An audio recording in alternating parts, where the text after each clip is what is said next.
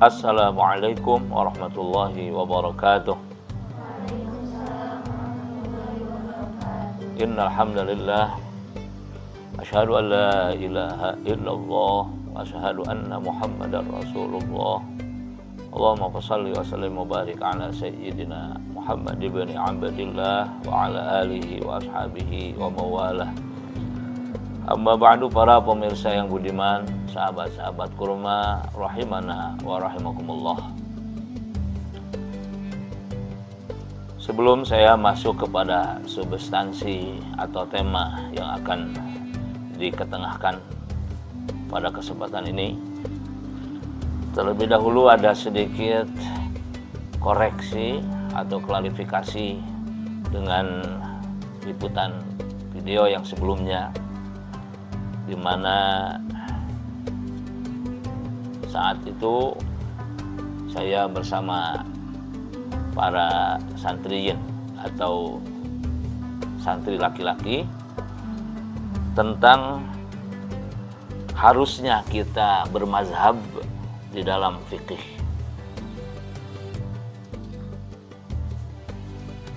Saya telah menyampaikan bahwa dalilnya bermazhab adalah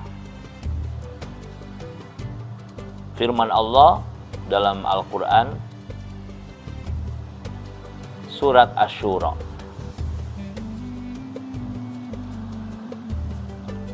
Itu diantaranya yang perlu saya klarifikasi.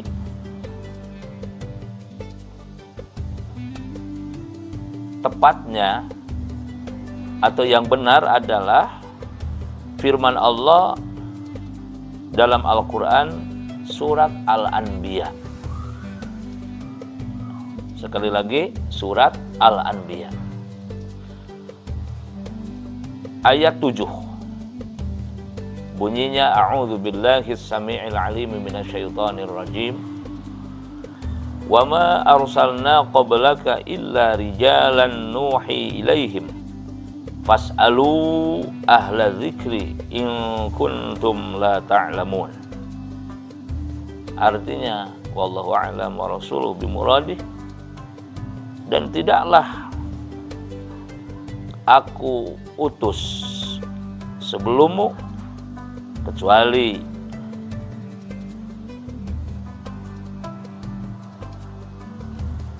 orang-orang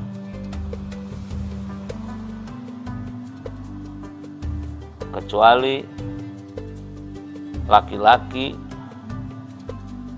yang kami berikan wahyu kepada mereka. Ini yang perlu digarisbawahi.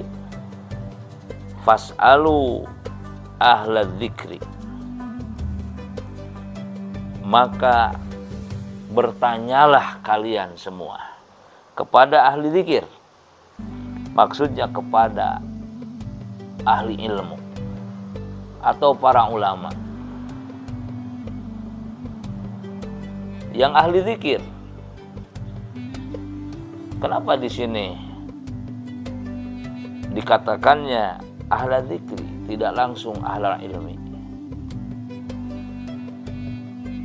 Karena tidak semua ahli ilmu itu ahli zikir. Yang harus kita datangi untuk kita bertanya tentang satu urusan ilmu, lebih-lebih urusan hukum, adalah ahli ilmu atau ulama yang ahli zikir kepada Allah Subhanahu wa ta'ala. In kuntum la ta'lamun, apabila terbukti kalian semua tidak tahu, tidak memiliki ilmu pengetahuan atau bodoh. Para pemirsa yang budiman, oleh sebab itu, karena kita menyadari bahwa kita adalah orang-orang yang bodoh, orang-orang yang tidak punya ilmu atau pengetahuan, maka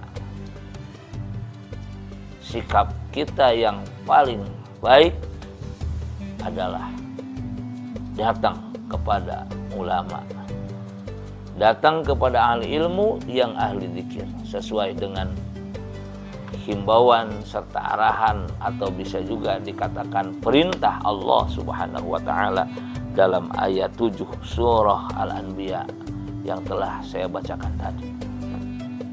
Dengan kata lain, bermazhab hukumnya wajib. Tetapi bukan berarti berijtihad sendiri tidak boleh.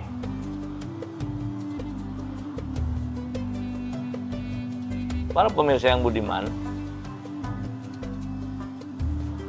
sebagaimana kita ketahui, memang pintu ijtihad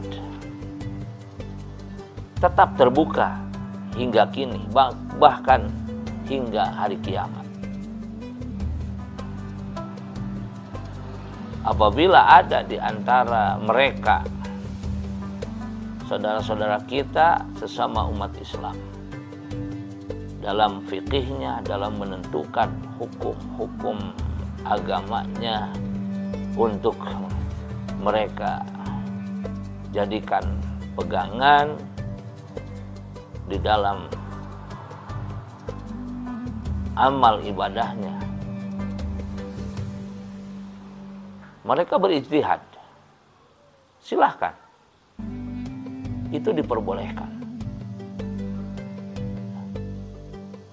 Untuk mengistinbat dan mengisbat, untuk menggali serta menetapkan hukum sendiri dari Al-Quran, dari Al-Hadis. Bagi yang mau, silahkan. Berarti dia siap untuk menjadi mujtahid. Namun yang perlu diingat adalah syarat dan ketentuannya berlaku. Tidak semudah itu untuk berijtihad.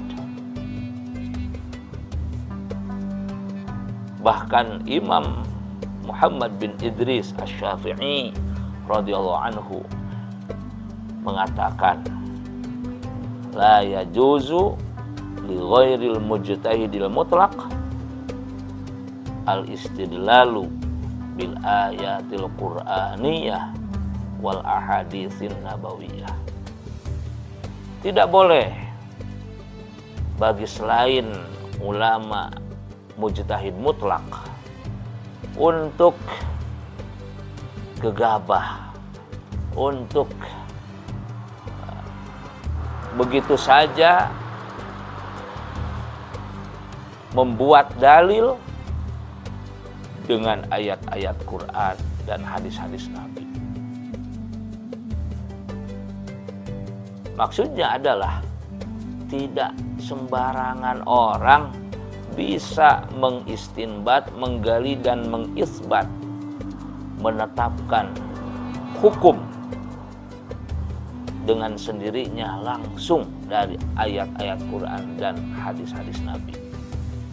Etikanya, adapun kita menyampaikan bahwa tentang amalan ini dalilnya ayat ini, hadis ini, tentang amalan itu dalilnya ayat ini, hadis ini. Nah, itu berdasarkan yang kita terima dari guru kita, dari gurunya, terus dari gurunya, dari para ulama. Jadi kita hanya menyampaikan hasil pemikirannya, hasil pengkajiannya para ulama, bukan hasil pikiran kita, bukan hasil kajian kita. Itu maksud saya. Seperti tadi saya sampaikan bahwa dalilnya kita harus bermadzhab itu adalah ayat 7 surat Al-Anbiya. Itu bukan hasil ijtihad saya, bukan. Tetapi hasil ijtihad para ulama yang secara turun-temurun, sambung menyambung, disampaikan lagi kepada ulama lainnya yang berada di tingkatan bawahnya, terus sampai kepada para masyayikh kita, para guru kita, sampai kepada kita.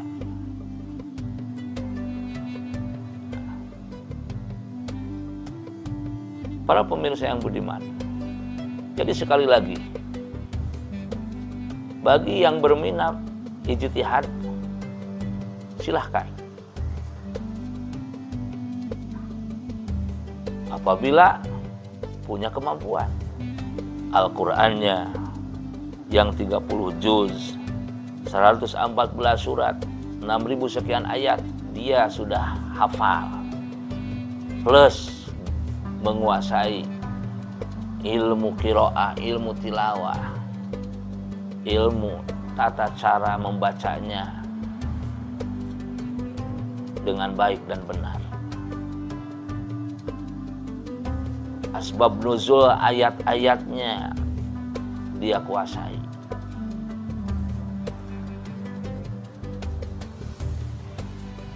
Tawarikhil Qur'annya, tentang tarikh-tarikhnya, sejarahnya, tentang ayat-ayat muhkamat mutasyabihatnya, tentang makkiyah madaniyahnya, tentang asbab nuzulnya, tentang am, khos, mujmal, mubayyan, mutlak, muqayyad, nasih mansukhnya, dan semua yang terkait kepada ulumul Qur'annya, ilmu-ilmu Al-Qur'annya dia kuasai. Belum lagi hadisnya. Sejauh mana penguasaan pengetahuan tentang hadisnya, tentang ilmu hadisnya, tentang mustalah hadisnya, tentang al-jarh wa ta'dilnya, tentang klasifikasi hadisnya, apakah hadis ini mutawatir, apakah ahad, apakah masyhur, apakah gharib. Dari sisi matannya ada berbagai macam hadis. Ada yang disebut dengan hadis mu'an'an, hadis mu'annan, dan lain sebagainya. Dan masih banyak lagi istilah-istilah dalam ilmu shalahil hadis. Apakah itu sudah dikuasai? Kemudian tentang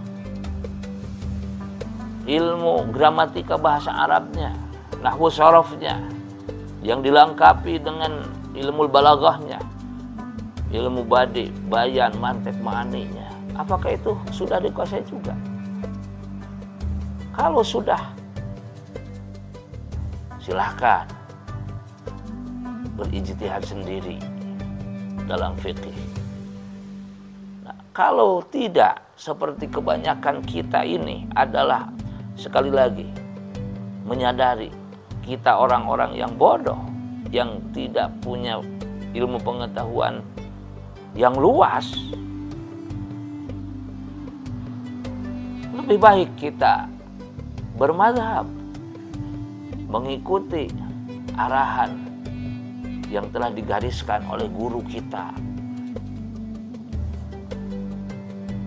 Dari gurunya lagi terus sampai kepada ulama level mujtahid tarjih, yaitu Imam Ibnu Hajar Al-Haytami dan Imam Syihabuddin Ar-Ramli.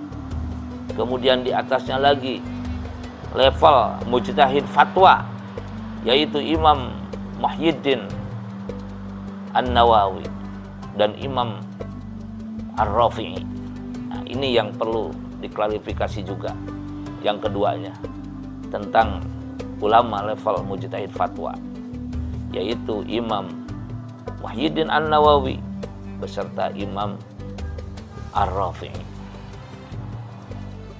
rahimahumallahu ta'ala. Di atasnya lagi mujtahid Linazril Aujah, yaitu Hujjatul Islam Al-Imam Al-Ghazali. dan Al-Imam Al-Qaffal Abu Bakar. Di atasnya lagi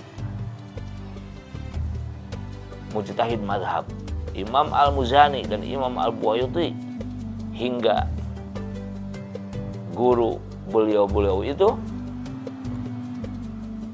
yakni level mujtahid mutlak mudawwan, salah satu dari yang 4. Al-Imam Abu Hanifah Nu'man bin Thabit atau Imam Hanafi, Al-Imam Malik bin Anas, dan madhab kita yaitu Imam Muhammad bin Idris Asy-Syafi'i serta muridnya yaitu Al-Imam Ahmad bin Hanbal atau Imam Hambali.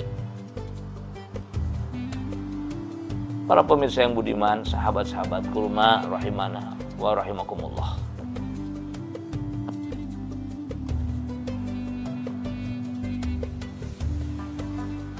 Semoga kita semua benar-benar diterima sebagai murid, diakui sebagai murid oleh masyayikh kita, oleh guru-guru kita dari tingkatan yang paling dekat kepada kita. Kemudian oleh gurunya, terus sampai kepada para ulama yang tadi sudah saya sebutkan nama-namanya.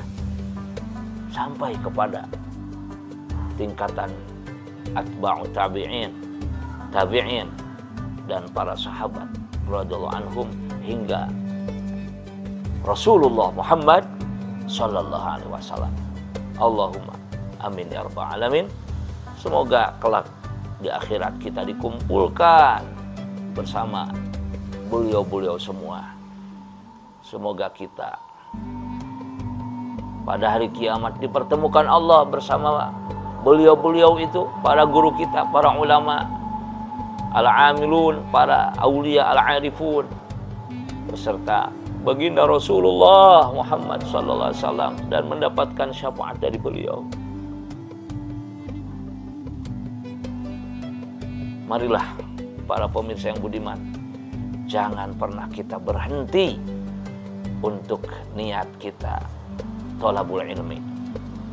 Datangi para ulama, dekati pondok pesantren, majelis taklim, masjid-masjid, surau-surau, musola-musola yang di sana ada ilmu dengan jalur Ahlus Sunnah wal Jamaah yang jelas sanadnya.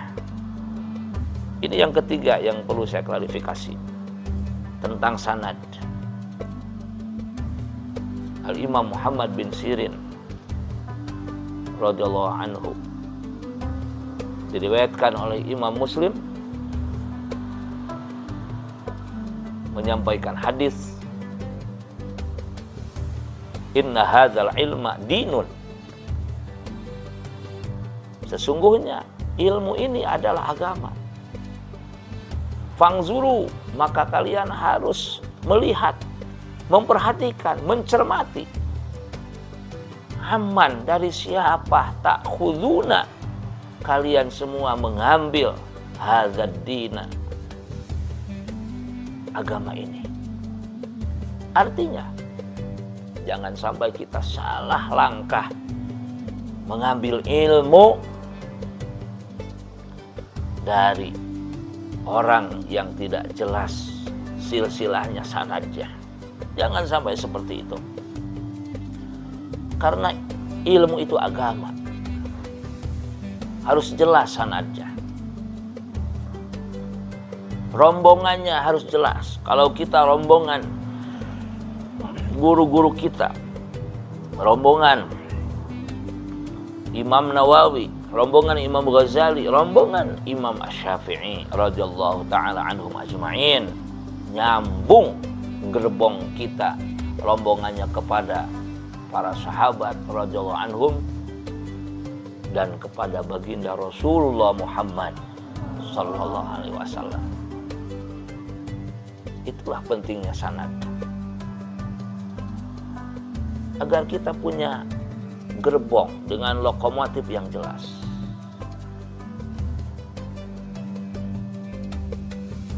Bahkan Imam Al-Ghazali mengatakan, laula sanad laqala man syaa ma syaa.